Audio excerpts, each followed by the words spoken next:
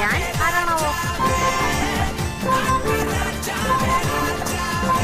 തമ്പുരാൻ, തനിമംഗലം കോവിലകത്തെ ജഗന്നാഥൻ. പക്ഷെ ആ വിശ്വരൂപം കണ്ട് ഞെട്ടരുത്. അതേതാടാ ആ അവതാരം?